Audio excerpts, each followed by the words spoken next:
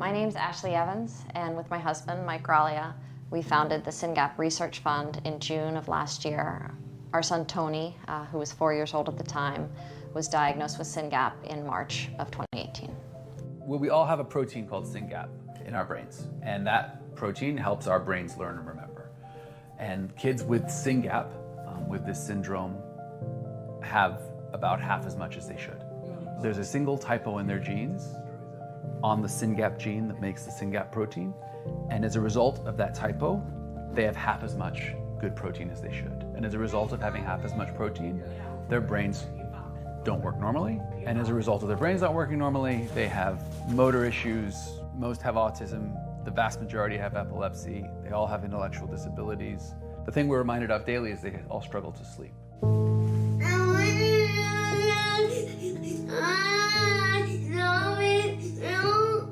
A SYNGAP kid will wake up at roughly the same time every night at a bad time. So Tony's time is about 1:30 in the morning. So he'll wake up at 1:30, and we have three options. You can go and you can hug him down, maybe it works, or you can start watching movies with him, or you can give him more sleep aids like melatonin or valerian. We'll hopefully get him back to sleep. And he has gross motor skills, then you gotta get him dressed. And he has fine motor challenges, so you gotta help him eat.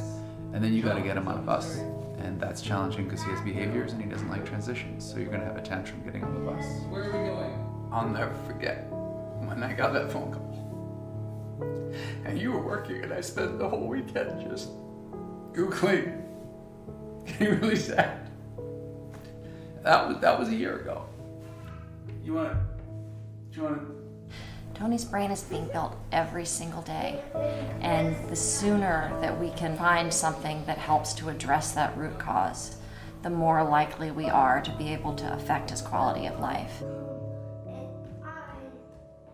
So if you break down the $800,000 of funds that we supported last year, every dollar went into a research lab. Supporting a postdoc for a year costs approximately $100,000, so that was approximately 8 people years worth of work. This is just the beginning though. There is so much more work to do. We need to do additional work in the lab. We need to get the work out of the lab into clinical trials. We need to get the clinical trials into treatments and into our children. When we started this, we thought it might just be a very quiet effort, but we've realized that that doesn't serve the community. So we've done everything from website to Facebook to Instagram to Twitter to help this community connect and be aware of our work, because we realize that parents need a place where they can come and collaborate. The SYNGAP Global Network has a closed Facebook group for parents of SYNGAPians that every parent needs to be on. SRF has a Facebook page that everybody should like and follow for announcements. We have an Instagram channel where we share, every week we share a new SYNGAPian, just a few pictures and a profile, which is a great way to get to know these kids. We have a Twitter account, which we use to connect with scientists and other rare disease groups. The thing you have to understand about SYNGAP parents is they're normal people working full-time jobs with full lives who have kids with special needs, and they barely sleep, and they're spread all over the world. As founders of this organization, we encourage anyone who is interested in the disease, parents, researchers, to reach out to us, to collaborate with us. We will collaborate with anyone who wants to collaborate to help SYNGAPians, because our children deserve nothing less. We have to do this.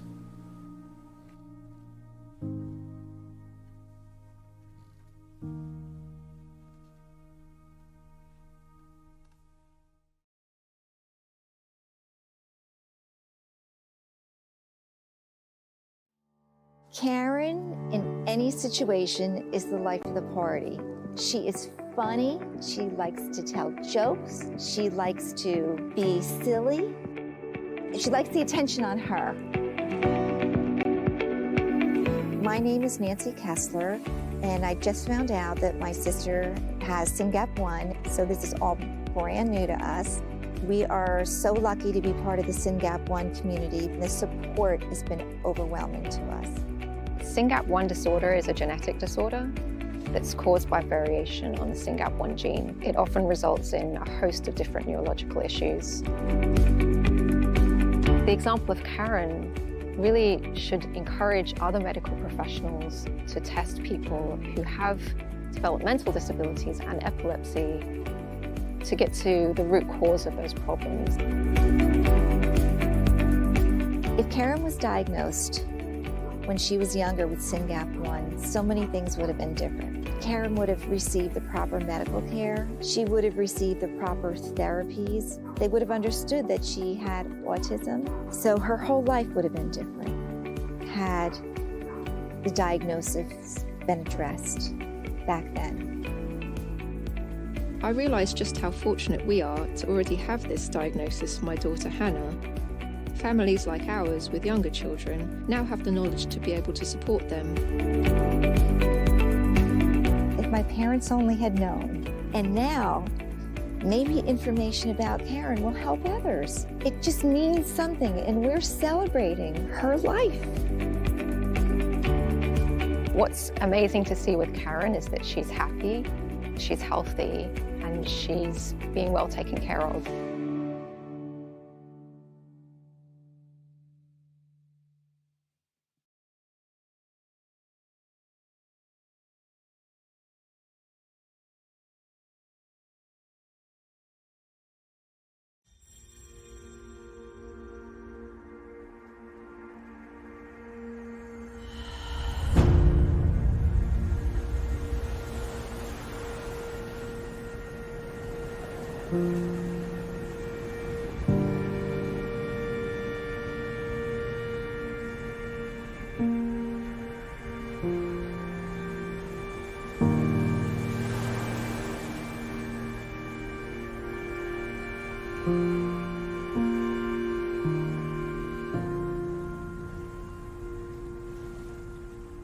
There are mutations that are disease-causing or pathogenic. Caren has a SYNGAP1 mutation that is likely pathogenic.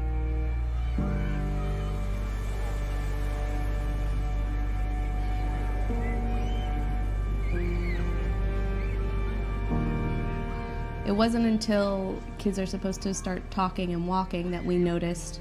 We thought she was just a late bloomer. Like, not all kids are gonna walk at 10 months, 12 months. The doctor thought, oh, she's just, she's taking in 2 languages, but once she talks, she's just really gonna take off. Just after her first birthday came some really intense behaviors. We're talking aggression, self-injury.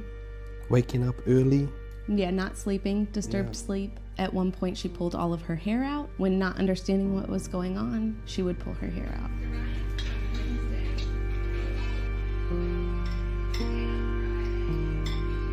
From professionals, I was hearing she hit terrible twos early, or, she's just really strong-willed. Those behaviors were well beyond what is normal for terrible twos. She was waking up crying, and then also having seizures. Most SYNGAP kids have myoclonic seizures and atonic seizures, and then it can kind of develop and progress into different types of seizures. Caren has myoclonic and atonic seizures, which can look like a simple eye flutter. Happy birthday to you. Here you go. It turns out that her seizure triggers are actually really a classic symptom of SYNGAP. So we got on medication, and we started gene testing. We got a call from the neurologist several weeks later, and Before he said, New Zealand. Right, yeah, 3 weeks before we left for New Zealand for Christmas. And he said, we found it. This is what's causing all of her symptoms.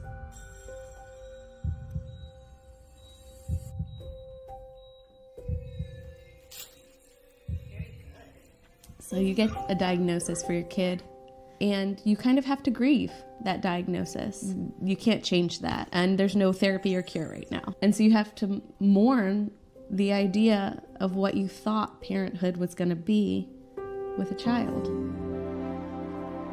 Just because she is diagnosed with this doesn't mean we treat it differently. And I don't want to take away her mana, which is her strength. The stuff that she wants to do, we encourage her to do it. As a special needs parent, you identify with other special needs parents, and then there's the autism community, but SYNGAP is so unique. And so to find other parents that are going through the exact same thing. They have the same likes as your kids in terms of like water. Right. Majority of SYNGAP. And parents that are struggling with similar behaviors. And just to talk to other parents about what's going on in their lives, around what's going on with their kids is, it's incredibly valuable. The founders of SYNGAP Research Fund is another SYNGAP family, and they cover all overhead costs. For our kids, we don't have a treatment or a cure. We need more research. We need more data. With SYNGAP Research Fund, 100% of all donations goes straight to science. There are two really exciting projects that SRF is involved with right now. There is a geneticist, a world-class geneticist at UPenn that is working on epigenetics. The reason why this is exciting is that it means that we could have a treatment sooner, and it could be a better treatment for our kids. The other project is a data registry. This is paramount for SYNGAP because the more data we have, the more likely researchers will be able to get our children's information and develop science and then drugs for our kids. The hope with the Citizen Registry is that we could gather the most amount of our patients' data, medical records normalized so that it's more easily accessible. They actually are the workhorses and collect your medical records for you on behalf of you. You kind of sign a consent, and they go out and search it, and they normalize them and input it into their registry. So it's actually taking the work out for the parents and actually putting it in the hands of professionals, which I think is ideal, because once you receive a SYNGAP diagnosis, you find your community, you find the support, and can now focus our energy toward finding research that will ultimately result in a treatment for our children.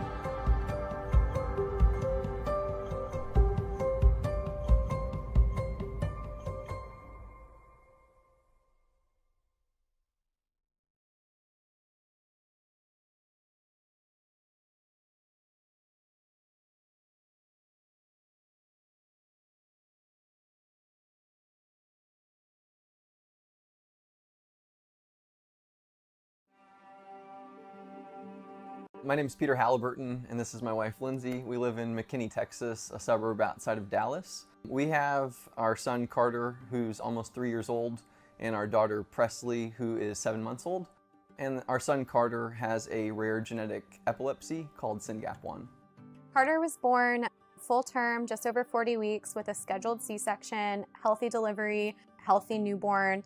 We really saw no issues of any developmental delays until about 6 months, when he was not rolling from back to stomach. And that is sort of where we first started seeing the domino effect of milestones being missed. So our pediatrician referred us to a neurologist who did kind of a comprehensive exam of Carter, kind of looked at him to see where he should be developmentally versus his age. We also did an MRI at about 9 months that did come back normal, so we thought he just needed kind of an extra boost to catch up with milestones. We first noticed what we thought was maybe a seizure around 20 months. Carter and I would be playing at the coffee table or playing in the playroom, and all of a sudden he would lose tone, his body would kind of just go limp, and he would fall completely to the floor, hitting his head. I couldn't explain it. He wasn't tripping over anything. He didn't lose his balance for any real reason. At that point, we reached back out to the neurologist to request a second EEG being done. At 21 months, Carter was diagnosed with epilepsy, and over the course of the next several months, his seizures increased. We were seeing somewhere between 75 and 100 plus seizures per day, which led us to seek second opinions, one of which, fortunately for us, had a background in genetics and was familiar with a company called Invitae that provides epilepsy panels. And he said, the test came back with a hit, and it's this rare genetic epilepsy. It's called SYNGAP1, and he really didn't have much other information to provide us with at that time. SYNGAP1 is a rare genetic mutation. It's considered a de novo mutation, meaning that it's a new variant, something that wasn't inherited from either Lindsay or myself. It's considered a haploinsufficiency, which basically means that our son Carter is only capable of producing about 50% of a critical protein. And because he's only capable of creating 50% of this protein, it causes all of the symptoms that we see in Carter and other Syngapians. And that includes intellectual disability and epilepsy, and it includes autism and hypotonia, which is weakness in muscles, It causes some behavior issues, and then also severe apraxia, or causes the children to be nonverbal or have a very difficult time expressing their words. Carter really only has 2 seizure types, atypical absence and atonic or drop seizures. We've tried a number of different medications, and we've really kind of dialed in now on a combination of medications, one of which is an FDA-approved CBD oil that's called Epidiolex. And they've really brought his seizures down significantly. But we know that this is a really delicate thing, is getting these medications right, and that as Carter continues to grow, it's very likely that the seizures are going to come back, and we'll need to kind of retweak things to be able to continue having the control that we have today.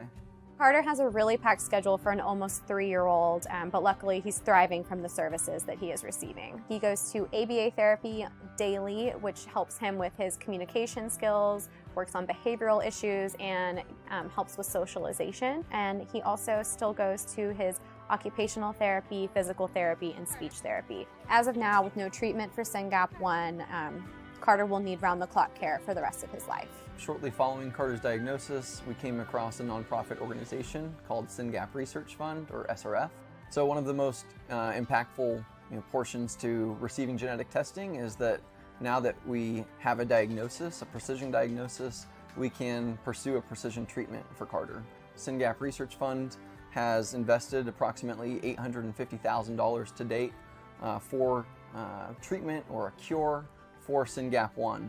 And we're really kind of exploring a couple of different avenues of getting to that treatment.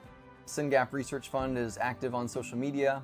We have an Instagram account, and each week feature a different child with SYNGAP, which really is powerful in raising awareness for the condition.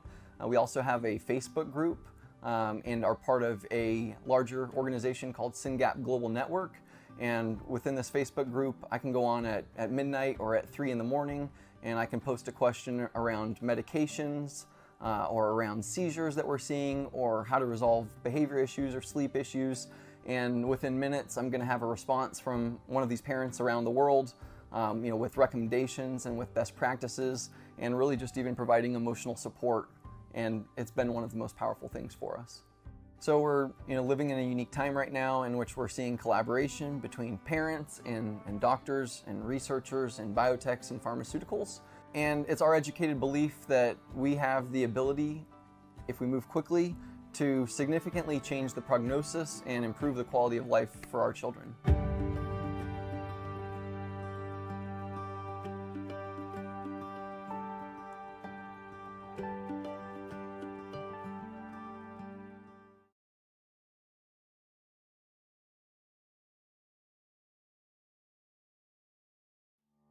Caren, in any situation, is the life of the party. She is funny, she likes to tell jokes, she likes to be silly, she likes the attention on her. My name is Nancy Kessler, and I just found out that my sister has SYNGAP1, so this is all brand new to us. We are so lucky to be part of the SYNGAP1 community. The support has been overwhelming to us. SYNGAP1 disorder is a genetic disorder that's caused by variation on the SYNGAP1 gene. It often results in a host of different neurological issues. The example of Caren really should encourage other medical professionals to test people who have developmental disabilities and epilepsy to get to the root cause of those problems. If Caren was diagnosed when she was younger with SYNGAP1, so many things would have been different. Caren would have received the proper medical care. She would have received the proper therapies. They would have understood that she had autism. So her whole life would have been different had the diagnosis been addressed back then. I realised just how fortunate we are to already have this diagnosis for my daughter Hannah. Families like ours with younger children now have the knowledge to be able to support them. If my parents only had known, and now maybe information about Caren will help others. It just means something, and we're celebrating her life. What's amazing to see with Caren is that she's happy, she's healthy, and she's being well taken care of.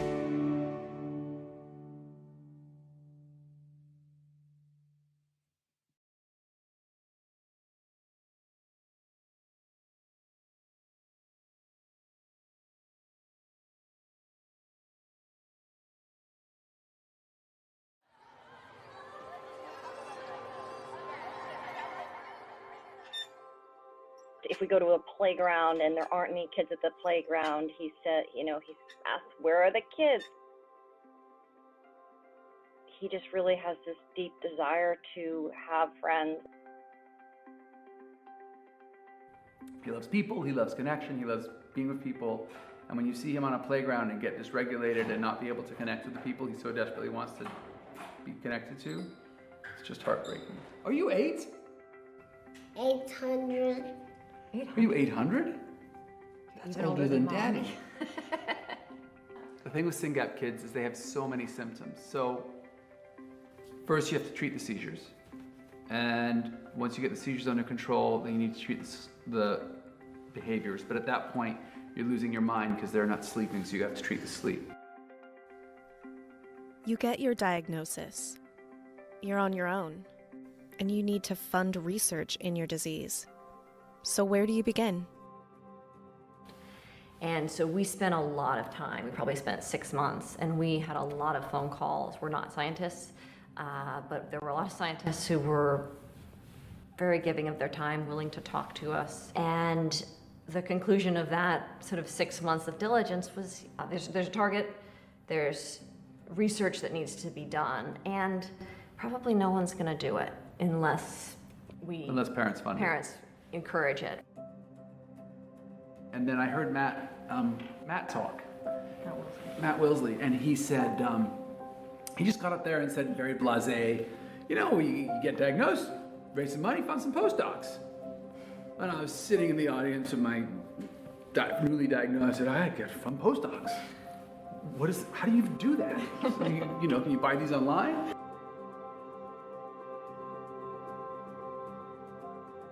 You figure out what skills you have and start from there. Ashley's work is about investing in companies. She can read people, pick up on their motivations within a minute of meeting them. This means she has a razor-sharp sense about return on investment. As for Mike, he's spent years in the nonprofit and grant-making world. He knows how funding and relationships work, and how to make sure every dime of that funding gets used the way it's intended to be. As we put in our own capital, we stopped and thought about the kind of organization we would want to fund. And we couldn't find that, so we created it, right? So the SRF logo says collaborations, transparency, urgency. That's what we built that we couldn't find. Collaboration means two things. First, it means building a team. For Ashley and Mike, that team consists of a dozen other parents of kids with SYNGAP. A dad who's a doctor, who reads every paper out there about the disease. A mom who works in a lab. An expert in project management. A sales rep with a knack for fundraising. And second, collaboration means finding researchers with the openness to share their work. I think part of it is identifying people who are collaborators by nature.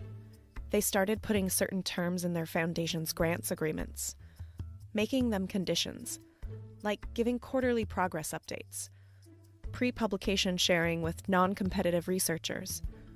If someone says no to those requirements, Ashley and Mike don't fund them.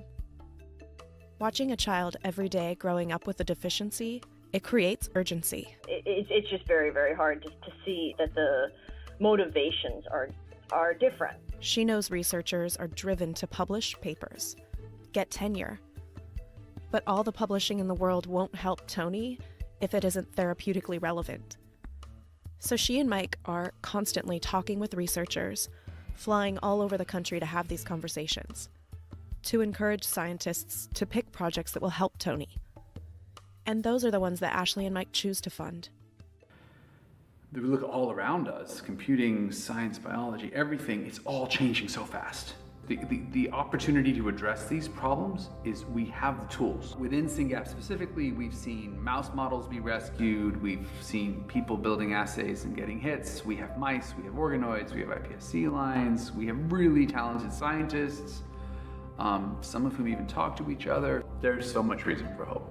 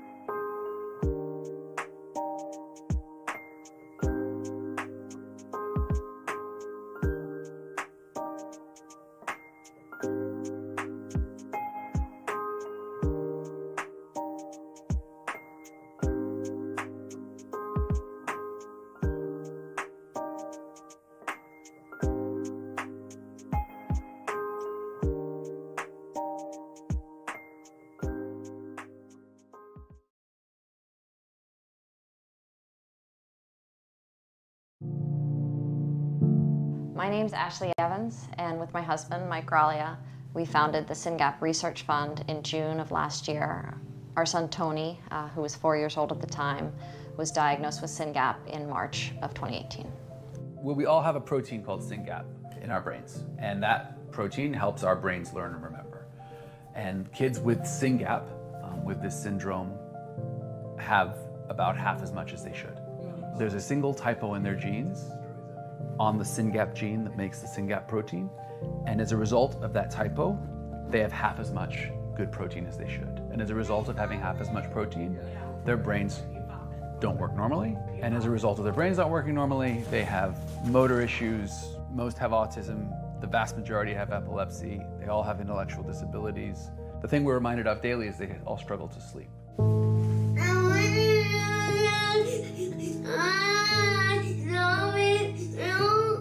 A SYNGAP kid will wake up at roughly the same time every night at a bad time. So Tony's time is about 1:30 in the morning. So he'll wake up at 1:30, and we have three options. You can go and you can hug him down, maybe it works, or you can start watching movies with him, or you can give him more sleep aids like melatonin or valerian.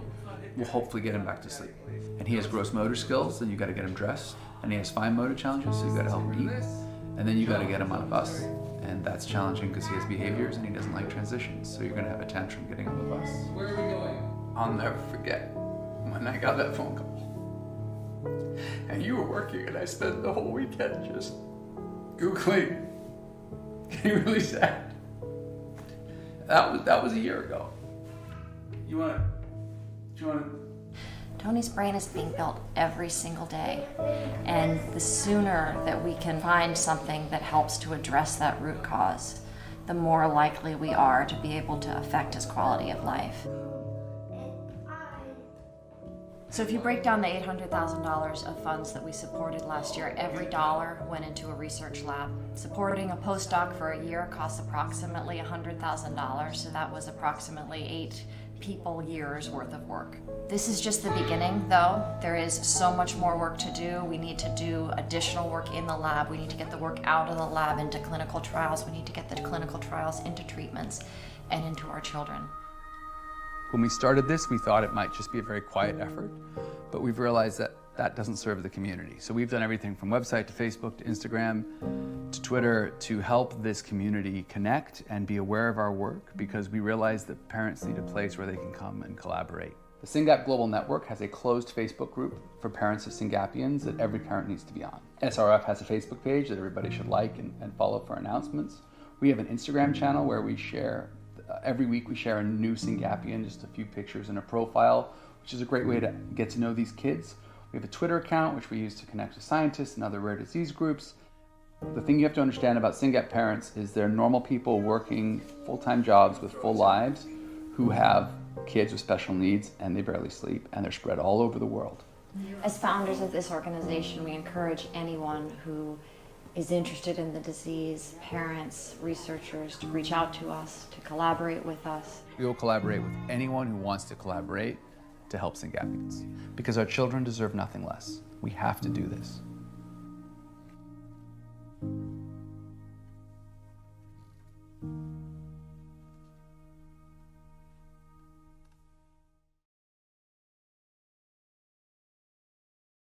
Welcome to the premiere of Celebrating Caren. My name is Mike Graglia. I'm the managing director of the SYNGAP Research Fund.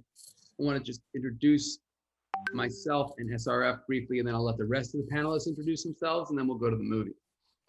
SRF was created 2.5 years ago by my wife and I as a public charity dedicated to improving the futures of patients with SYNGAP. I used to say kids with SYNGAP because I only knew about kids with SYNGAP, but as we've realized, there's a number of teenagers and adults, including Caren, who we'll learn about today, who are affected by SYNGAP1 haploinsufficiency. SRF has to date given over $1 million to research and continues to engage parents. We've established SRF UK, and we're in the process of setting up SRF India. We have a global community of patients and researchers, and we are working hard to keep them all engaged and get ready for clinical trials, and to make sure that when clinical trials do happen, they happen as quickly as possible. That's through a partnership with Citizen and a number of other things. We work hard every day to raise money for research. SRF is a zero overhead organization, which means that the founders cover all the costs. So 100% of any funds raised go directly to research. If you want to support SRF, there's this handy link directly above my head, syngap.fund/give, that would take you to our donate page.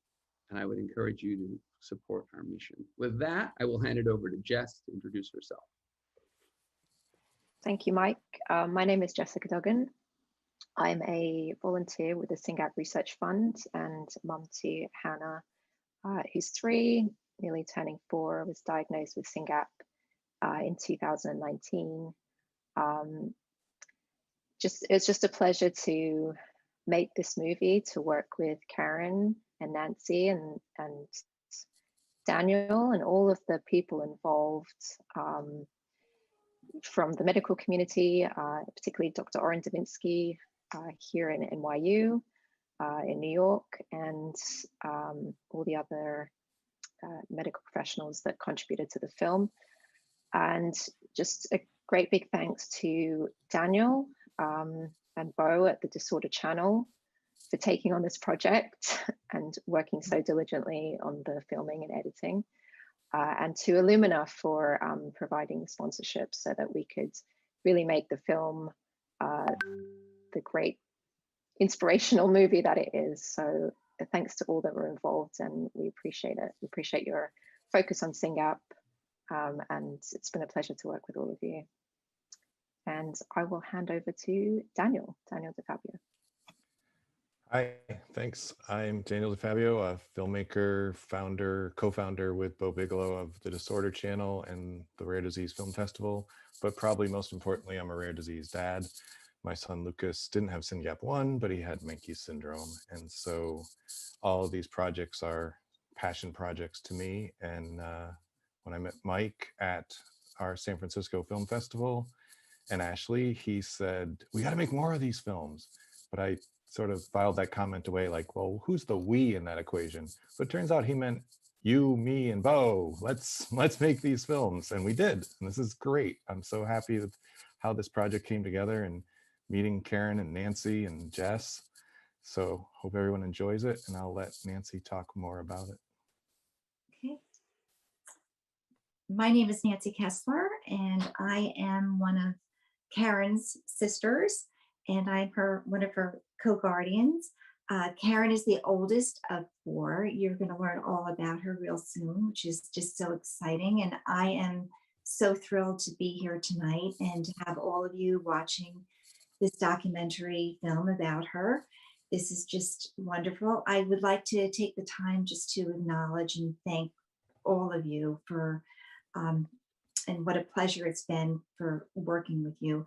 I'd like to take the time also to give special thanks to SYNGAP Research Fund and to Mike Graglia and Ashley, his wife, the founders of the SYNGAP Research Fund. They are just moving mountains with everything that they've done. Their research is just really amazing, and their collecting of funds and everything that they've been doing. It's just amazing. I'm really enjoying since we've met. I'd like to thank Illumina, especially Charlene Badger and Caroline Dumont. Thank you so much. You've made this happen. The sponsors, Illumina sponsoring this. This is wonderful. and Daniel, and the backing with Bo Bigelow and the Rear Channel, Disorder Channel. Thank you so much. The entire staff and the filming crew. We had a lot of fun with the filming, and I think you'll see that also with the film soon. Thank you for making this all possible. Also, all of the SYNGAP Research Fund board members and the sponsors, and Marta, it was such a pleasure meeting you on the phone, and the other board members who we've been speaking to, and the other sponsors, the Harding family, the Booth family, the Brummel family, and everyone else. And Jess and Hannah, you'll see them soon again in this movie. They're phenomenal. What a pleasure it's been working with them. Dr. Graglia, Karen's doctor, has been phenomenal. She's the reason why we got to have the DNA testing, and you'll hear from her in the movie. She is amazing. Dr. Adams is the geneticist, and Dr. Davinsky, you'll hear from him also. He is the neurologist. Dr. Davinsky works very closely with Karen's neurologist, Dr. Rodriguez also, and they are all phenomenal. And I'd also like to thank my friends and my family who have been very supportive, my sister Jennifer and Donald, my brother, our brother, and their husbands and wives, and my nieces and nephews, their children, and my cousins, and my sister Jennifer lives far away in Florida, my brother in California, and also, last but not least, my husband, who's been my rock, and my daughter, who it just brings me to tears. Caren has influenced her life so much. She's in college studying all about Karen's disorder now, and she's going on to grad school to learn more about how to help others with rare disorders and things along that line. So anyway, to move it back now to Mike. Thank you so much. Thank you, Nancy.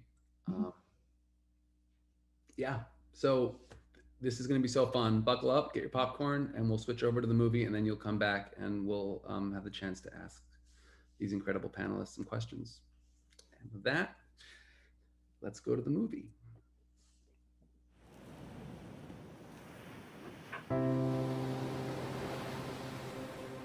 I think Caren sees her world okay. There are times when she's frustrated, but Caren doesn't see her world the way I feel like I do.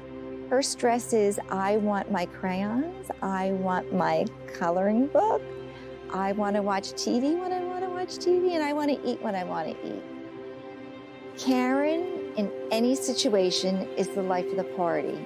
She is funny, she likes to tell jokes, she likes to be silly, she likes the attention on her.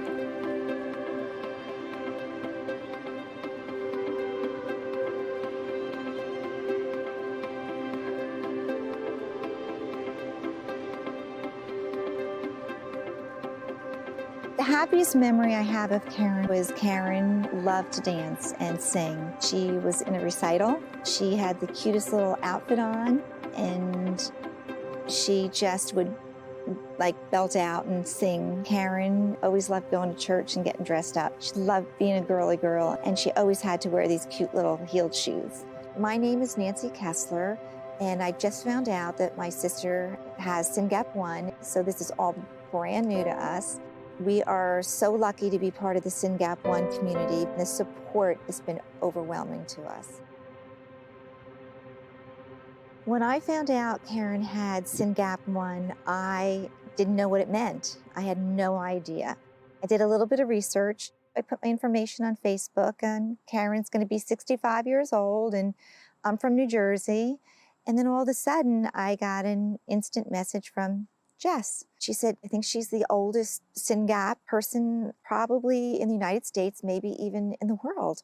SYNGAP1 disorder is a genetic disorder that's caused by variation on the SYNGAP1 gene. It often results in a host of different neurological issues, primarily cognitive and learning disabilities, epilepsy, behavioral challenges, sleep disturbances, and hypertonia resulting in motor issues, gross motor issues, and fine motor problems. When I met Caren, She was wheelchair bound and did not interact a whole lot, and certainly she's had a long history of medical encounters and various diagnoses, and she had this history of cognitive impairment and behavioral challenges and seizures. We were able to select testing that was focused on those questions, and so the lab was able to take that clinical information and really focus on genes that would result in that presentation.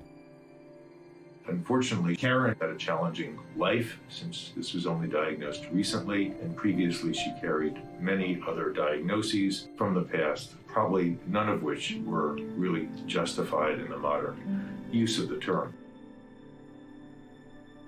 When Caren was born, she at first did not have good feeding skills. That was the first sign that there was something going on. We weren't really sure what it was. Caren's developmental milestones were all delayed. She didn't sit up, she didn't crawl, she didn't walk on time, she didn't speak on time. She was very, very fussy. She cried a lot, and she was very difficult to manage. So there were definitely signs that something was going on.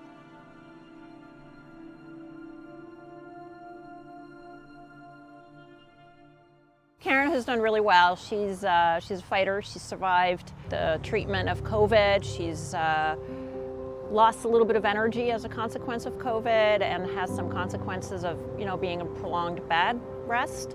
But she's coming around, and she has maintained her spark. She's fun. She's fun to be around.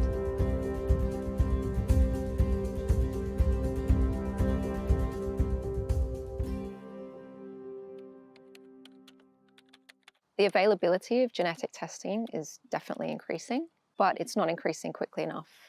You have to meet certain criteria to get a genetic test. So, for example, if your child has cognitive or developmental delays, but they don't yet have epilepsy, it's not guaranteed that they'll get the test that can diagnose SYNGAP1, not just SYNGAP1, but other developmental diseases as well. Well, this is pretty new stuff. So all my patients who are adults didn't have the benefit of genetic testing, but I think it's being done more and more for pediatrics. I think it's important for targeted therapies. Also, I think it's important for family planning. If we know that one sibling has a genetic disorder, then it's important for the rest of the family. Her sister Nancy told me that her dad had a lot of similarities to Caren, so we thought maybe this was going to be a genetic disorder. For years we wondered, is what Caren has something my sister or I could pass down? Or could my daughter or nieces pass it to their children? With genetic testing, we're often looking for new mutations, called de novo, Latin for new mutations. And the only way to really ascertain if a mutation is new is ideally by getting the DNA from both the patient or proband as well as both biological parents. Normally when we're doing large-scale genomic sequencing, we like to do what's called a trio test. In Caren's case, we didn't have her parents available. So what we did is we looked at other family members' siblings, and we tested them, because that could also give us some information. Not as directly, but it could still give us guidance, especially if one of those family members had the same SYNGAP mutation, for example. We thought maybe it was going to be passed from her father to her. Turns out it wasn't. It's a de novo mutation, which means that she's the only one who has it in her family. So that's how we went about the genetic testing. Having the genetic diagnosis like SYNGAP1 for Caren is extremely informative. It tells us the exact cause of the underlying intellectual disability, the epilepsy syndrome, and really what's going on neurologically in that person. Now that she has the diagnosis, she can get even more targeted care.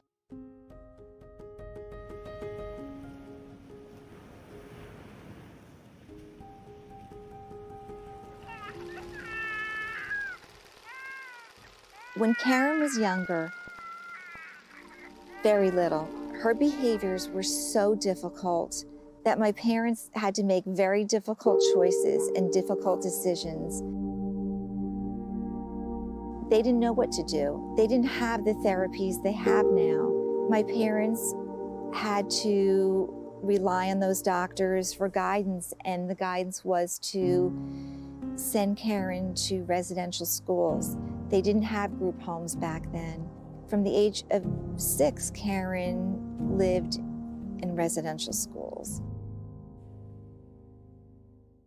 Caren has had seizures her entire life. When she was younger, she was diagnosed with grand mal seizures and petit mal seizures. She was diagnosed with schizophrenia. Since Caren's SYNGAP1 diagnosis, we're trying to see how many of these diagnoses are accurate, including schizophrenia, organic brain dysfunction, which she had when she was younger, the seizures, and all the other things that have happened in her diagnosis history.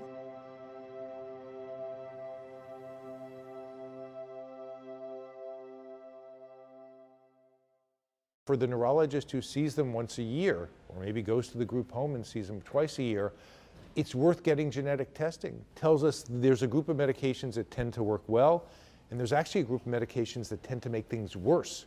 So getting the gene diagnosis, even in a 50-year-old, can really change the nature of therapy.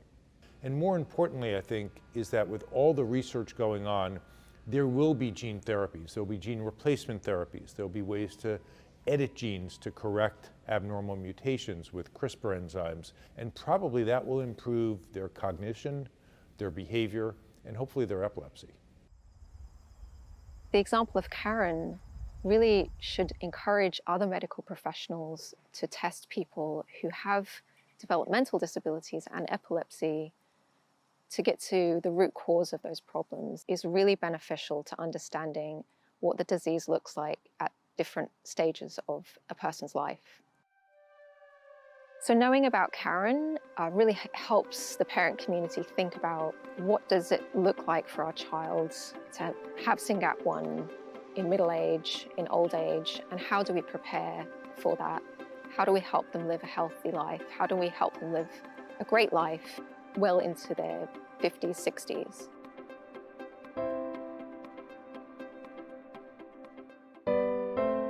I realised just how fortunate we are to already have this diagnosis for my daughter Hannah. Families like ours with younger children now have the knowledge to be able to support them, fight for them, and help give them the highest quality of life possible. I imagine that other parents of children with SYNGAP1 feel the same way.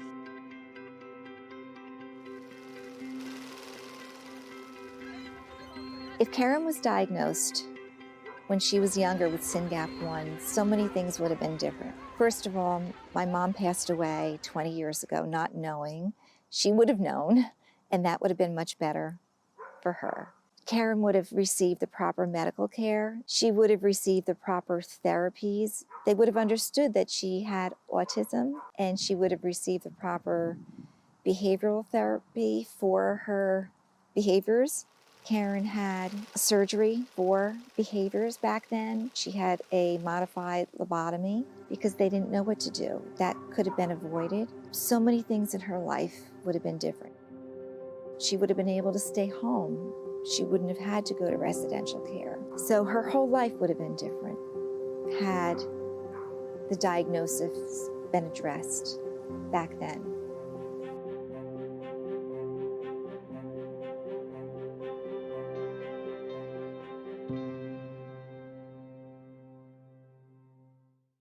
For the SYNGAP family and caregiver community, learning that there is a patient, an older patient with a SYNGAP1 variation, it's really amazing. It's amazing to finally have found someone. And of course, as parents of children with this disorder, when you find out your child's diagnosed, you kind of live their entire life in one day, and you think very frequently about what the rest of their life will be like, whether they'll be happy, healthy, how they'll continue to progress. And it is very difficult to extrapolate one person's experience to the rest of the community, given that SYNGAP1 is such a spectrum disorder. But what's amazing to see with Caren is that she's happy, she's healthy, and she's being well taken care of. And those are the things I think we all want in our children's future. It gives us a lot of hope, and it galvanizes us to continue to try and steer science and technology in the direction of finding a therapy or a treatment that will help mitigate some of the challenges that people live with when they have SYNGAP1 disorder.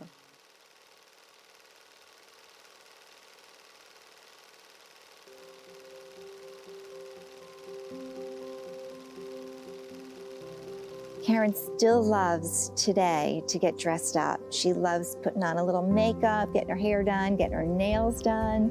She loves wearing dresses. Caren loves singing. She loves music. If you ask Caren to sing, she would sing for you. She remembers all the words to certain songs, which is just amazing.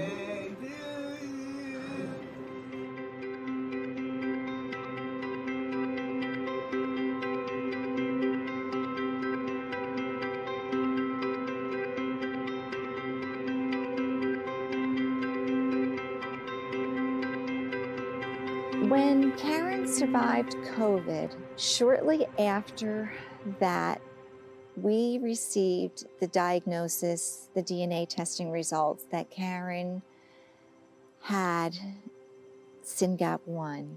And we thought, oh my goodness, Caren survived for a reason. She survived because of this diagnosis. If my parents only had known. And now, maybe information about Caren will help others. It just means something, and we're celebrating her life.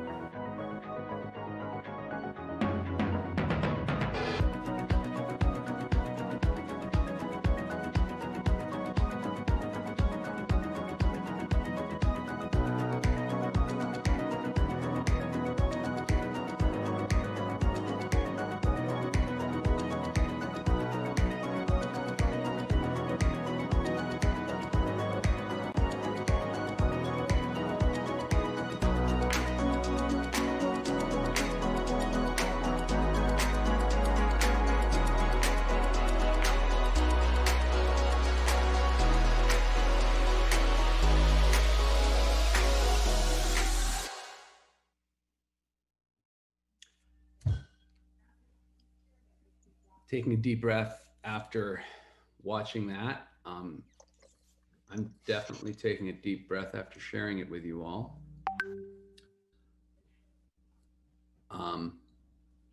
Okay, so people are now texting me telling me they can hear me. But as much as that was exciting for me to see being shared out, and there was 100 different people connected to YouTube and Facebook, 100 plus, but I've been getting pictures of watch parties with 8, 9 people in a room. behind some of those connections. Sorry, I have a cuckoo clock. Nancy, first question goes to you. You have been Karen's sister for your whole life, and you had the courage to make a movie to share her story, and you just shared your sister's story with 100 people, many of whom are complete strangers. How do you feel? You're muted. Okay, well, my heart is smiling. I feel very lucky. I feel very emotional, happy. This is all very exciting and surreal. I never thought in a lifetime that Karen's story would ever be told. I never thought in a lifetime that we would ever know that Caren would even have a diagnosis. So this is just so wonderful. Wonderful news to, first of all, find out that Caren has a diagnosis. Second of all, I just wish that other people out there would have the same opportunity to find out a diagnosis about their sibling, their child, their loved one. But we're just, I'm filled with gratitude, and I just feel so very lucky to have Karen's story out there, and just so thankful. We're thankful to you for sharing it and for saying you wanted to share it. Maybe Jess, I'm going to go a little out of order, but we should probably explain to the audience how this happened. So Jess is going to be like, we didn't prepare for this. No. Could you give a little context? We were having a little disagreement on the timeline just before the live cast started. So the way I remember it is that was your version.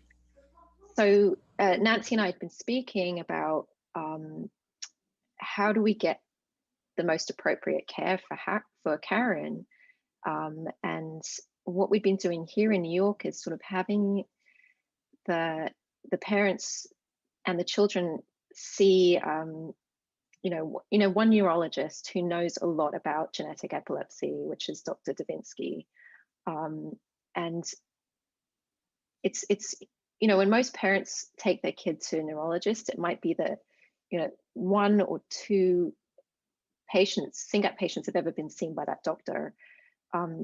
So to have that already in place for when Caren was diagnosed, it was very easy for us to sort of reach out to Dr. Davinsky, who kindly agreed to see Caren, and he's kindly agreed to see other patients in the area who've really been struggling prior to their diagnoses.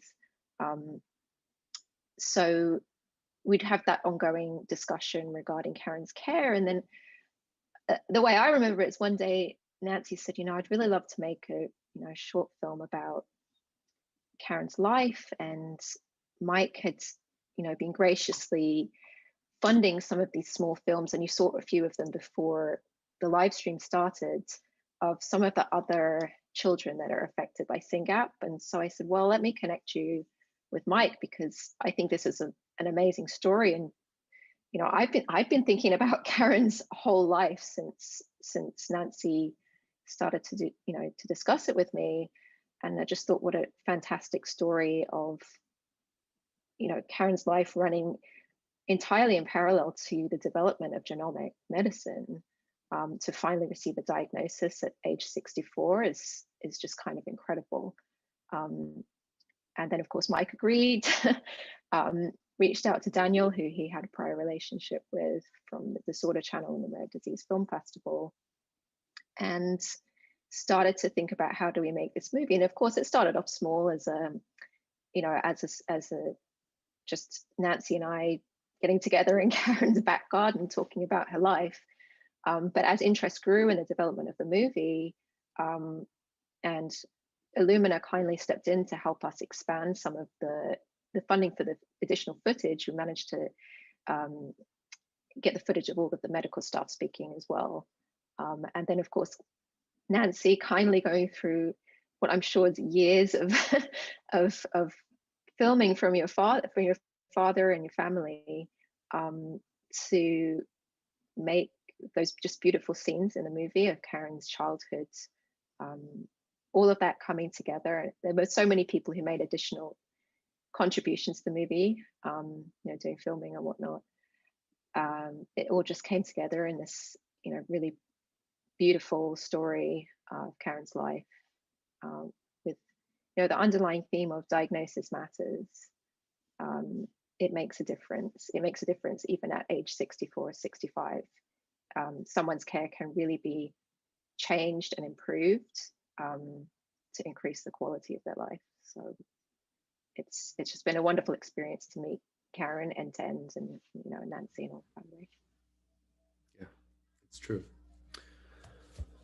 I have a list of questions, but now I don't know who I want to go to next. So I'm going to go to you, Daniel. So, Jess mentioned that I called you up and I was like, hey, I want you to make a movie. And I'm sure you've had a lot of people call you like that. But then in the course of that conversation, I think I convinced you that this one could be pretty special. And then the question I have written down for you is, what struck you as you filmed and made this movie? So between that conversation and then the day with Nancy and Jess in Jersey, like, what are the things that you took away? Because you've seen and made so many rare movies. I'd love to hear your thoughts. Yeah, and from that perspective, having seen so many, people tend to reach out to either Bo or myself and say, I have this great idea for a rare disease film. And in one sense, everyone who lives a rare disease experience does have an amazing story to tell, but you never quite know, is this a kind of amazing story that will make an amazing film? And as I heard more about what Nancy was telling me about Caren, it definitely, it was unique among the unique, rare among the rare. But then that's one consideration. Documentary filmmaking is almost equal parts preparation and improvisation. You can do all the research and planning you want, but the interviews may lead you somewhere else.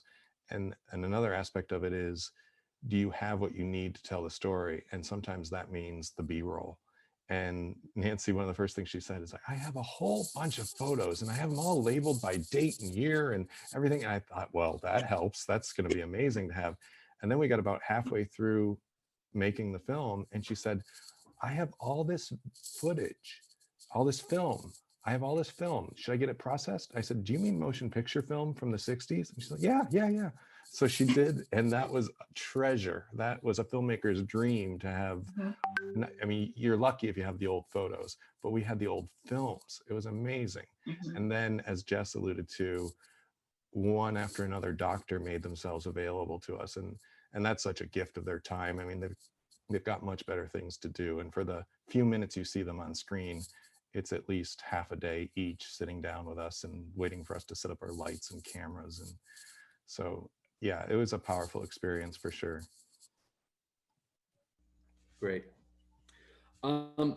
Nancy, Jess and Daniel have both alluded to the process. We've been on a journey together making this movie from, I can't even remember when we started at this point. September. Okay, so a while. But one of the things that struck me, Nancy, in working with you, aside from how committed you are to every detail, which I've been so grateful for, is you've been very intentional and thoughtful making this movie. Can you just double click on, like, why did you want to make this movie? What does it mean to you and to your family? I mean, you are co-guardian of Caren with your sister, and just why was this so important to you? Can you just elaborate on that a little? I wanted other families to know, other Singapian families to know that their children and their adults, I wanted them to know a lot about Caren, and I wanted to get it out there to them, because the second that I reached out to the Facebook community, I started receiving a lot of questions about Caren. So first I wanted to get a lot of information out there to a lot of people. The other thing is I wanted to let them know that their children could live long like Caren. The children are very, the Singapian children are, and adults are very strong-willed. They're happy, they're funny, they know how to get their needs met. Yes, we know they have a lot of difficult things as Caren, and they're all everyone's different, but they have a lot of wonderful things about them. They're all well loved. They're great, great human beings, and they're survivors.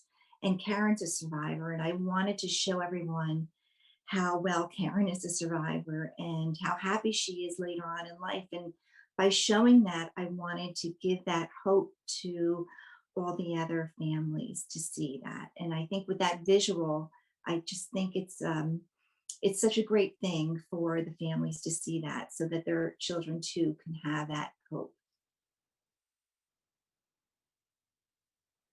I keep muting myself because I have a syngapian in the background, but thank you, Nancy. Thank you for everything you've done. I think it's important that parents know that there are long lives ahead of our kids, and also reminded that there's long lives ahead of our kids, and we need to plan for that. Because,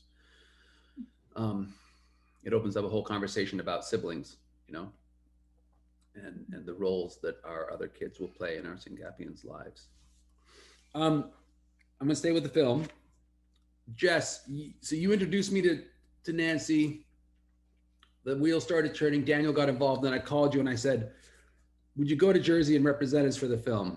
And you were like, okay. And you've written a lovely blog about this that people should go and read at syngapresearchfund.com and our blog.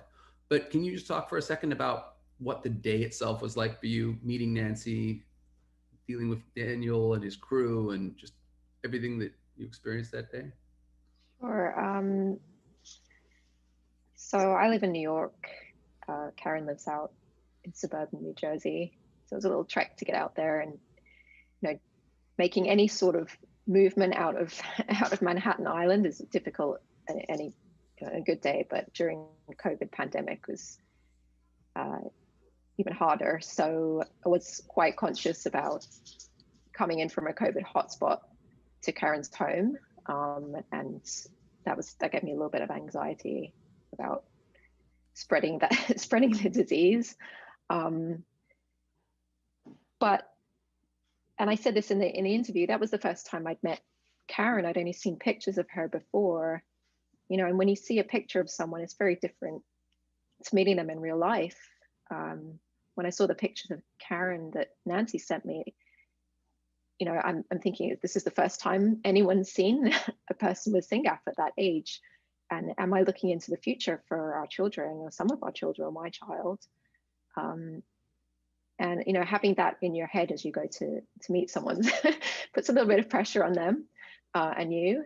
So I was really happy to see Caren so well taken care of, so happy and so joyful, despite the challenges that she was experiencing from having SYNGAP and being of advanced age.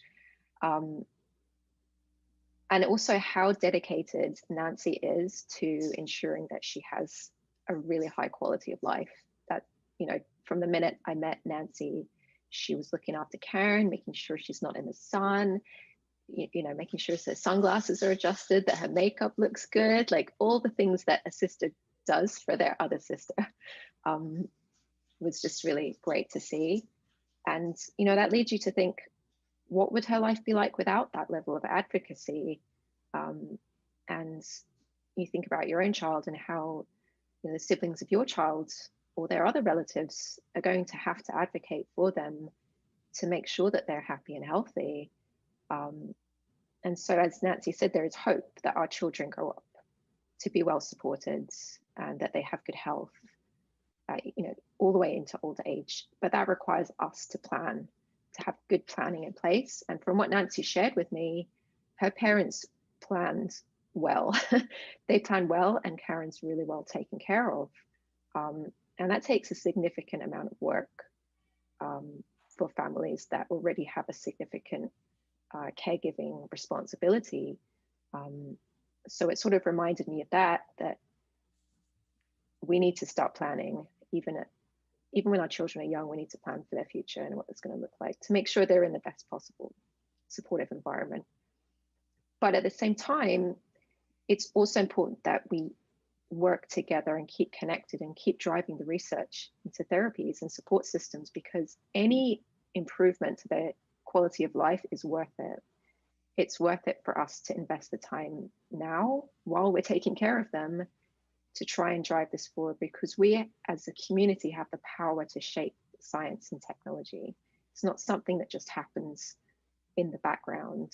There will be a therapy in 10 years. That takes work and dedication, and it's up to us to keep driving that and participating in all the research, all the science that we possibly can as parents with that burden, that caregiving burden that is significant. So that's the summary of what I took away from the meeting. Caren is really happy. She's healthy. She's well taken care of. Yeah, you just said so much, Jess. I think first of all, I want to acknowledge that you and your husband, as members of the SRF board and volunteers, have single-handedly done a lot for our kids. And that's what when we created SRF, that was part of the vision, right? Was to have an organization that when parents like yourselves showed up and wanted to get something done, this was a tool for you to do it. And we're having a very busy year with a lot of working hard to change the science for our kids. And I think it's important to look back at Caren's life and recognize that they didn't know what she had. She has, if I heard it right in the movie, she's been in a home since she was 6. She was, her behaviors are treated surgically. I mean, there's a lot, if you think about some of the things that little girl went through, and you realize how different it is today, that can be a source of hope for those of us today with our kids, thinking, can we really develop a therapy that we could inject into our kids that will increase their SYNGAP levels and change the course of their life? If I didn't believe the answer to that question was yes, I wouldn't be here, right? And I think, Jess, your point is dead on. We have to work as hard as we can to make our voices heard and advocate for our children and encourage the scientists to work as hard as they can to change the future. And one of the other things, I'm going to shut up, don't worry, that I'm so insistent on with SRF is quality. Everything we do has to be as good as it possibly can be, because our kids suffer enough. They deserve the best. And that is why the only guy I called to make this movie was the guy wearing the zebra shirt. So Daniel, 2 questions for you. Let me finish that thought. Daniel created the Rare Disease Film Festival, created the Disorder Channel, makes rare disease movies, is a rare disease dad. Daniel and his co-founder, Bo, are rock stars of the rare disease community. And there was nobody else. If he had said no, I would have convinced him to say yes. There was nobody else I would have trusted to make a movie this important. And we are very lucky to have you here, Daniel. You're wearing a zebra shirt. So some people are like, where did he get this guy? So the first question is, tell them why you're wearing a zebra shirt. And then the second question is, as you were filming this, it turned out you actually had a personal connection. So if you could share that story. Yeah, well, the shirt is something my wife only lets me wear 1 day a year, Rare Disease Day. And this is Show Your Stripes. So zebra stripes for all the rare disease families. I think they all get it.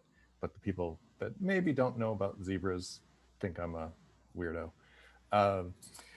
But thank you, Mike. That's a high level of endorsement and confidence. And it really was an honor for you to turn to me and Bo, and an honor to make the project happen. And in terms of the sort of weird personal connection that I discovered, as I mentioned, sometimes you don't quite know where a film is going. And at some point along the line, either Jess or Mike said, we really need to get this geneticist if we can interview him. His name's Darius Adams. And that just, the rare disease world is small, but sometimes it's uncanny how small, because Dr. Adams, of course, diagnosed Caren, but 10 years earlier, he diagnosed my son. So, and I hadn't seen him since, so 10 years had gone by, and as it goes with a busy doctor, our appointment with him was maybe 2 appointments of 20 minutes or 30 minutes each. And he was delivering the worst news I'd ever gotten in my life. So it wasn't like I was getting to know the guy. But then 10 years later, spending an afternoon with him, him graciously making himself available to almost any question I could think of to ask him. And I got this window into his world of how dedicated he is and his concern across, you know, not just across possible disease diagnoses, but the Caren example pointed out, not everyone maybe thinks about diagnosing older patients. And this is sort of a new area to, it's more common to think about kids, newborns that need diagnoses. And it's really encouraging to meet and understand from their perspective these geneticists that are embracing sort of the full potential of where our new technologies are taking us. So it was a pretty personal moment to spend time with him and see him in a different light, and you know, just with 10 years of perspective from my point, you know, on diagnosis day, I couldn't have heard his conversations. They would have, you know, I wasn't in a place for that. But so it was kind of therapeutic for me, not just because of the film that got made, but what happened along the way making the film. I'm so glad about that. Because for those who don't know, he was giving you a Menkes disease diagnosis, and kids with Menkes have a life expectancy of about 10 years. Right. So you were 10 years ago, that was the message you got, and you lost your son just in the past year. Yeah. Which is,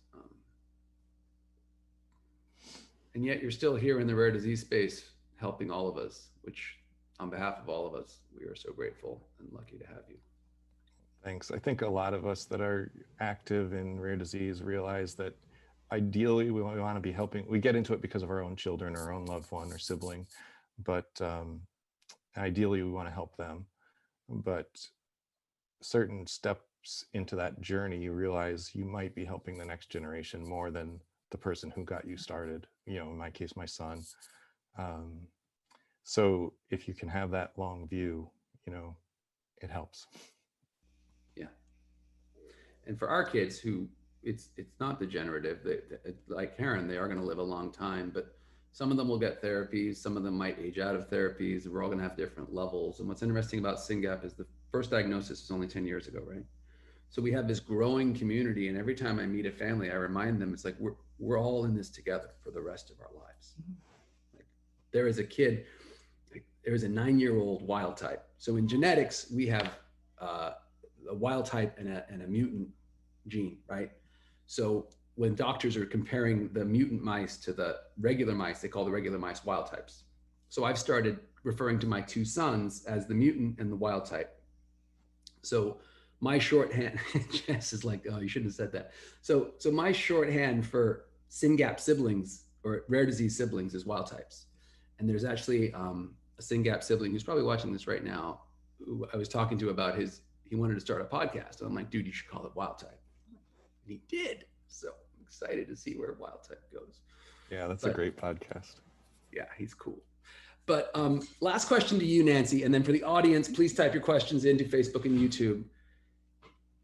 I'm just going to give you this is a really open question, Nancy, but is there anything else you want families to know?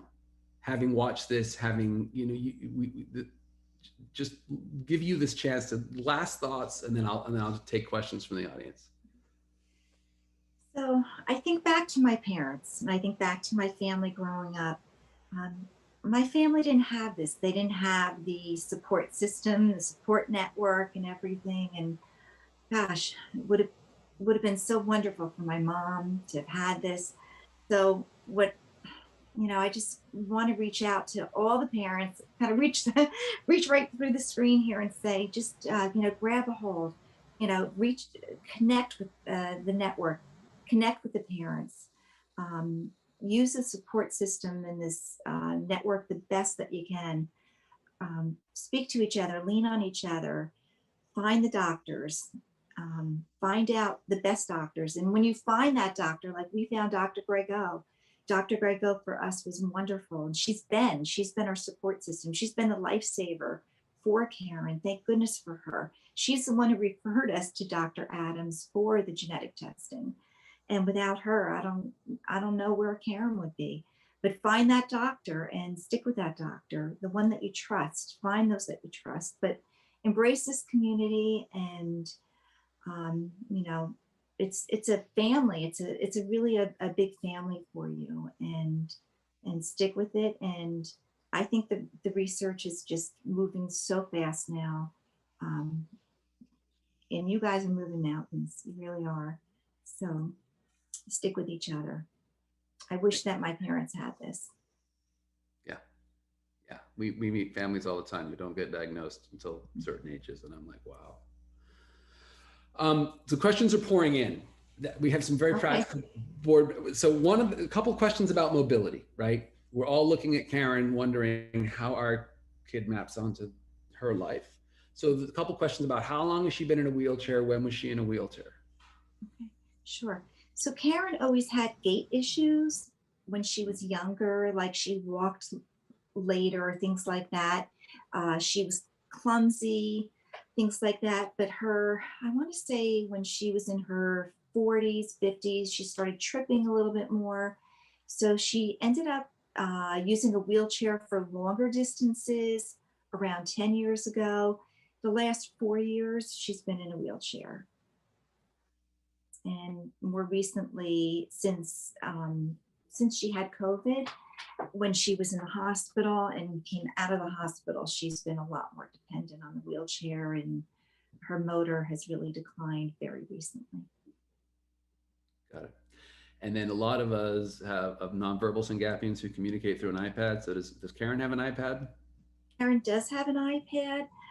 Because her motor is now a lot more rigid, when she loves the iPad, but she tends to touch it and her finger just kind of stays there. She's not able to really lift her fingers up.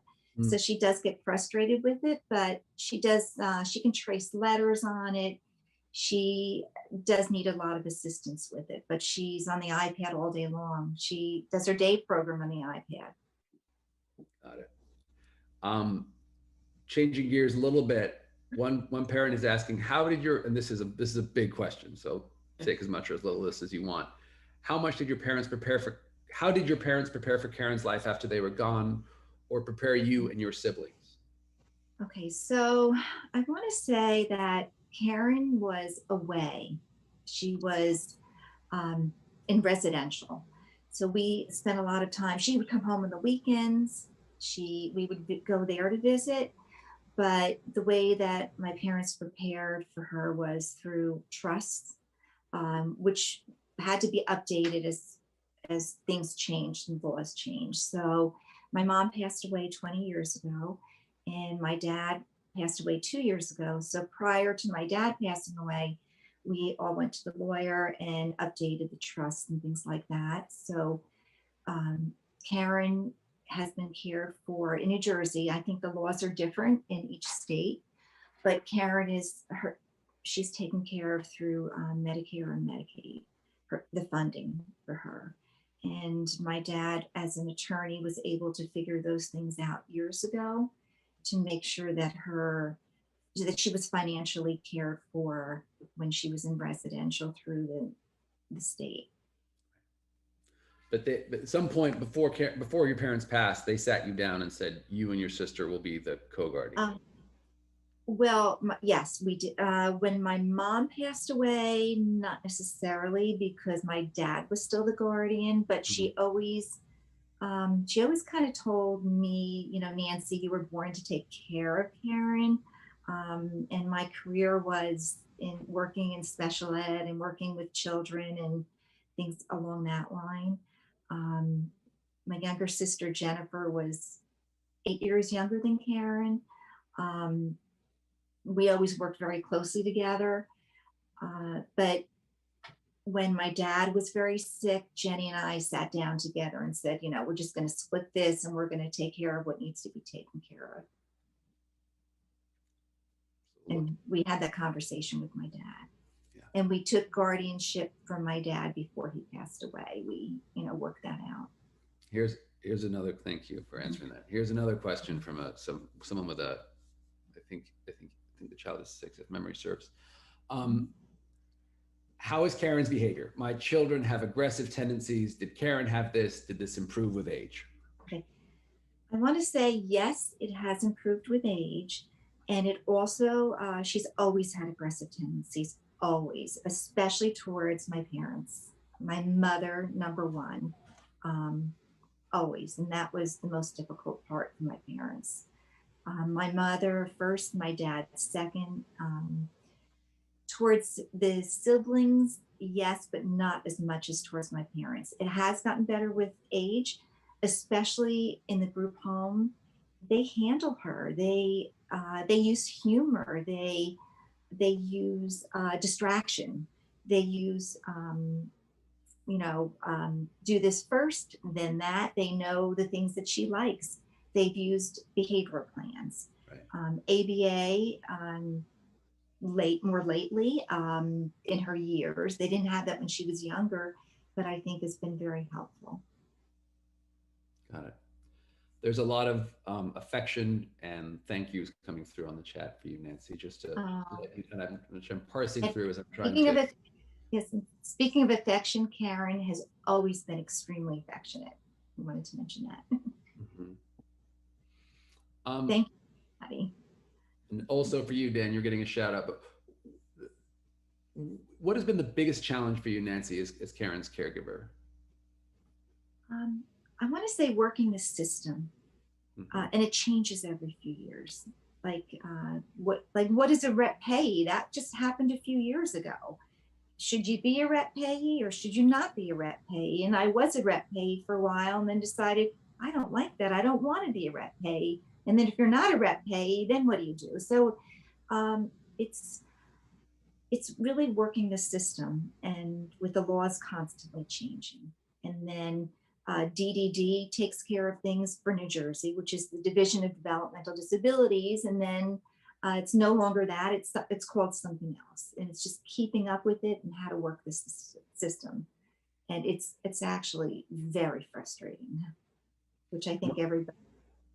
Yeah. And what's interesting is what you just answered with a couple of New Jersey specific terms. And what some families are coming up against is they're realizing that the states they're in already offer very limited, if any, services for their kids now. And I have some forward-looking families who are actively like, we're in the wrong state. We need to relocate, which is just, a whole other thing to think about, but add it to the list of rare families. I think that's a really good answer, Nancy. There was a question about a really interesting one. Does Caren understand that her parents have passed and aren't there? So Caren, we'll ask Caren, where are mom, where are dad? She'll say they're in heaven. And then she'll say, I want to see dad. I want to go to the football game. He's at the football game. So she, in one sense, she says they're in heaven, but she still thinks dad is at the football game because dad loves going to the football games. So then she'll hear a song that dad would love to sing, and she starts to cry. So it's very sad. Yeah. And it's hard for her to really express and say why she's sad. And I'll say, why are you sad? And it takes her a very long time to process and give an answer. And sometimes by the time she gives the answer, she forgets what she was thinking about. Sometimes you have to wait like 2 minutes for her to come up with the answer. Yeah.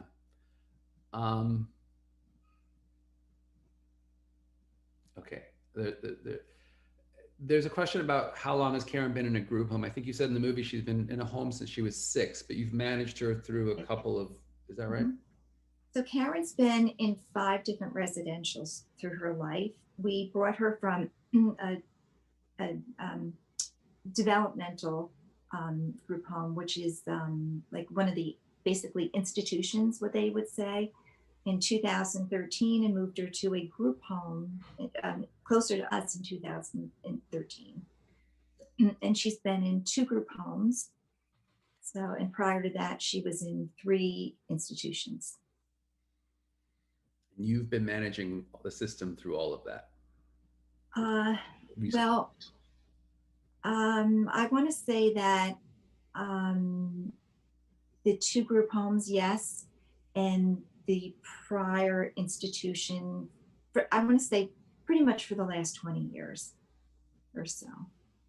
close to that since my mother's passed. for the most part. Speaking of all the good work you're doing, can we come back to working the system? And in addition to being the oldest known SYNGAP patient in the US, I'm pretty sure Caren is also the oldest known patient in the natural history study platform SYNGAP Research Fund has for all of SYNGAP patients called Citizen. And we are so grateful that you signed up in Citizen because Caren's data is in there and will now inform these natural history studies. Has that been, this is obviously, I'm a little bit of marketing mode here, but can you talk about your experience with Citizen and if that's been helpful as you've had to work the systems to champion her causes?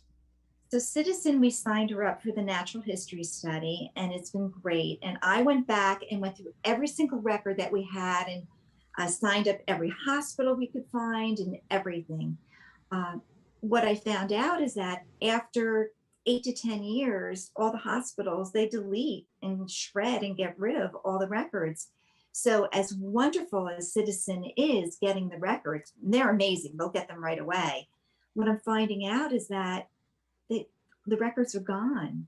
So if my parents didn't keep them or we didn't get a hold of them, there's no way to get these records, which is unfortunate. So it's just another great reason to sign up for Citizen and have these records at one hub, in one place, because you will always have your loved one's medical records.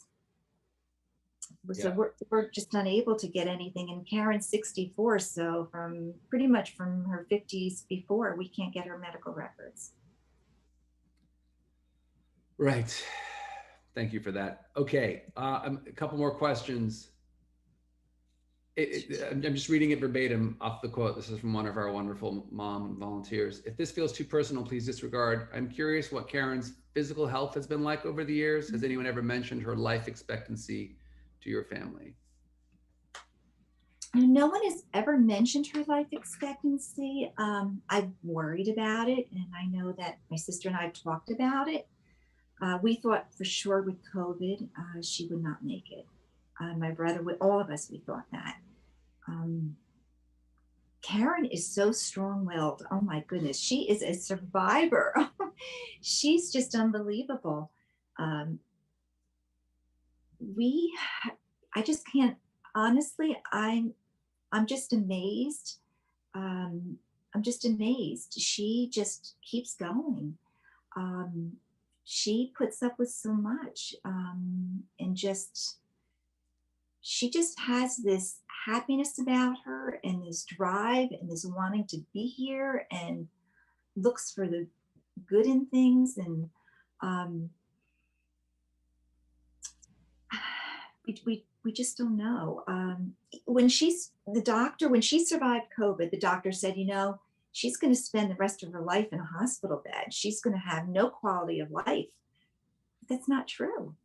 That's not true at all. She's enjoying herself. She's sitting up and she's having a great time. She's laughing and having fun and she's doing well. So I really don't know. Really don't know. But for right now, she's doing well. Yeah, these kids are these patients are resilient, right? But sometimes when they get sick, they get very sick, but they just keep going. Yes. Yeah, I remember you telling me when I was there in New Jersey that when Caren survived COVID, that I think they had adjusted her medication while she was suffering from COVID, and that when she sort of came around, the medical staff were a little bit surprised. So I was just wondering if you could recap that for everybody. So when Caren had COVID, they put her on comfort care for a few days. They took her off of all her medications, her seizure medication, everything. And because they didn't think she would make it. So they wanted to give her whatever strength or whatever they thought she could.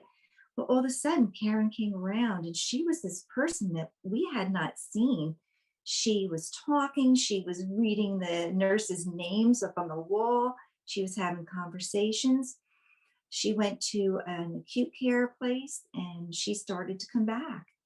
And when she came home, back to the group home, she had so much energy in her and she had so much spunk. The behaviors started coming back. We're like, we need to put her back on some of these medications because her behaviors started coming back. She had quite a voice on her and was like ordering everyone around. And we're like, but we loved seeing that in her. We loved this spark that she had that came back. So we were very, very careful. And Dr. Brego was very careful, I think, with putting, the medications back very, very slowly. She's not nearly on the medications that she was on prior.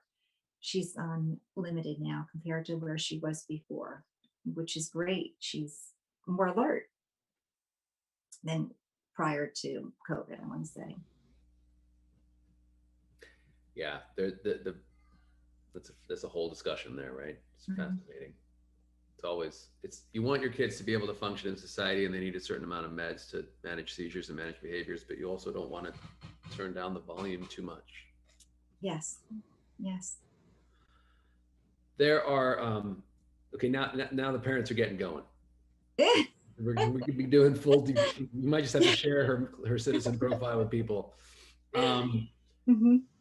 They are asking lots of questions, a lot around communication, like how verbal is she? How many words does she use? How much is there? And then I want to start, unless there's burning questions that people should type in, I'm going to start wrapping it up and ask for people for last thoughts, just so we respect people's time. But can you talk a little bit about her communication? Because everyone's trying to figure out. Okay. Caren started talking, I want to say around the age of 3 to 4, and she is verbal. She can talk. She has a mouth on her right now because she's in a wheelchair. She lets you know when she's upset by screaming. And her behaviors now are verbal. That she's the verbal. She'll say things that she shouldn't. She's picked up some curse words along the way, which, she says for attention pretty much. Caren will repeat the same things over again. Like she has certain phrases that she'll repeat. She'll repeat short sentences, I want to say, things like that. But she's come up with some amazing things. We were in the garden in her backyard and she said, where are these flowers? Where do they come from? She actually asked a question and I said, the people who built this house planted them. And she said, no, they came from God.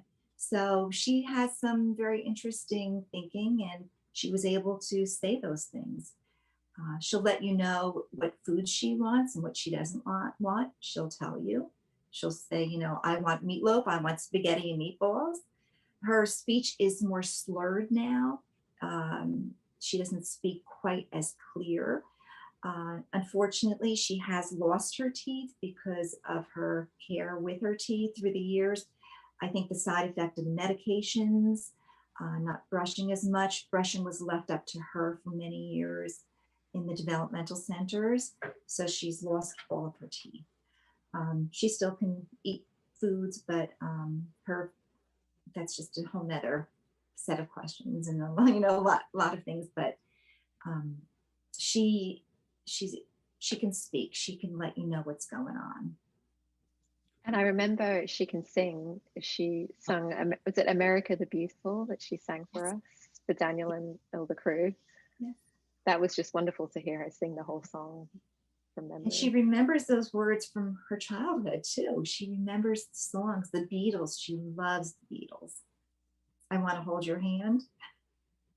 It's one of her favorites. All right. We're a little over time, so I want to, if people have burning questions, chat them in. She can't read, right? Caren can't read. Yes, she can. Oh, sorry. Yes, that's okay. Caren learned to read when she was younger in one of the private schools, really through rote. I want to say phonetics and through rote. She can read names. She can read. She learned to read up to like almost the 2nd grade level. She also learned very simple math, simple addition, very, very simple. But she can count. She learned to count up to 100 at one point. Not necessarily that she understands the reading, but she can read the words. Right. And how does she handle medical appointments? And at this point, they're just part of her life, right? It depends on which appointment. A dentist, forget it. You get to be sedated, totally sedated.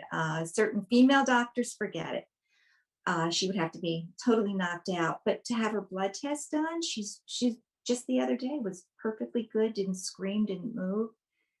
Talking to a doctor where it's talking, she's good with that. And if it's explained properly, she's fine with that. But other doctors, she has to be sedated. The foot doctor, forget it. You cannot touch her feet. Podiatrist, she doesn't like that. Okay, there was one last question. Rebecca, you're really good at these questions. If you go to syngapresearchfund.org and look at our address, I meant to mention this and I failed to. Karen's fan mail, we have previously organized this with Nancy, should go to that address. SRF will aggregate Karen fan mail and we will FedEx it to Jersey and it will be hand delivered to Karen, and she loves getting mail. So if you're watching this movie and you're like, oh, I'm in love with Karen, which of course we all are, send her fan mail. She loves getting mail, and send it to the address on the bottom of the SynGap Research Fund website, and we will make sure she gets it.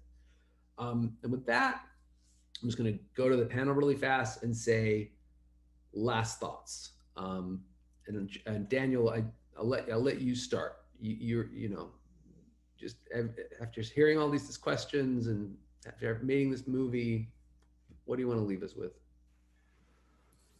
I wouldn't be doing this if I stumbled upon it, of course, because my son's diagnosis sort of changed the path of my life. But I wouldn't be doing this if I didn't believe when we share our rare disease stories, they help us and they help the people that hear them. And there's a aphorism you've probably seen on Facebook. It says, someday you'll tell how you got through the tough times and it'll be the survival guide for the next person. And I think that is so true in Karen's case, because she has so many more years on this journey than most Syngapians do. And I gotta throw in quickly some thanks to at least two of my crew. Anne-Marie Lizzie, as an editor, documentaries are made in the edit, so she formed this story as much as anyone. And the man behind the lens, John Dorflinger, and the second camera, Juan Luis Lopez Fons. That's how you get a good film. You get good people on the film, and that's how that happens. Thank you. And then Daniel, can you also please give a plug for the Disorder Channel if people want more rare disease movies? Yeah, thedisorderchannel.com. And if you've got either a Roku device or a Amazon Fire TV device, you can just search for that channel and add it. It's free. And we have over 100 short films and videos on rare disease, and sometimes they're tips for caregivers or parents on how to cope with stuff, like anything like getting through a panic attack or what to bring with you to a doctor's appointment. So hopefully you'll all find that useful if you haven't discovered it already. And Celebrating Karen is going to start living on the Disorder Channel on Sunday, and it will live there forever. And that's where you can find it for the month of March. I have to look at a calendar to figure out which month I'm in. And then starting in April, we'll also put it up on the SRF website. Jess, last thoughts.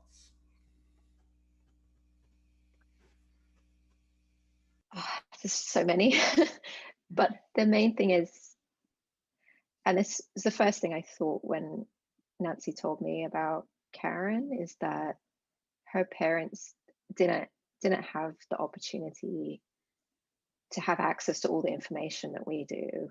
They didn't have the ability to connect with the other parents like we do. And that is such a gift to have that community, and it's such a strong community that, you know, we should make every effort to keep in touch with each other, to help support each other where we can, and also when we're struggling to lean on each other, because someone's been there before, someone's had that experience that you're currently having, and just reach out, ask the question. And there's t-shirts that Mike had printed for us, like, just be kind to yourself, be kind to other people, and all these challenges we can get through together. Nancy? I so much agree with that. And one thing is make sure you're kind to yourselves and take care of yourselves, because it's a lot to bring up children who are Syngapians, and you need to take care of yourselves so that you can have a balance with your lives, because that's very, very important. So don't forget to take care of yourselves too. And thank you so much for being here and just supporting all of this. It's just really special. Thank you. Thank you. No, this couldn't happen without you. And I'm glad you're part of our community. If you're a SYNGAP family volunteer who's watching, I'm glad you're here. If you're a SYNGAP parent who's not fully engaged with SRF, reach out, let us know. There's really good people here, and we're all working our butts off to do as much as we can to improve the futures of our patients, Caren included, because the research we're doing right now and the studies we're funding and the things we're finding all contribute to the care of patients no matter how old they are. And if you have time, there's a lot of work to do. If you have any resources, syngap.fund/give. This research takes money, and the more we're very thoughtful with how we deploy funds, but there's a lot of opportunities to speed things up, and we're prioritizing them right now. It's going to be a really busy year, so please go to our website. Please stay in touch, and look forward to hearing more news about Caren. She's a celebrity in the SYNGAP community now, so we'll have to add Caren updates to our newsletter. Send your fan mail, and thank you to Dan, Yul, Nancy, and Jess for being here, for being generous with your time. And thanks everybody for watching. See you later. Thank you.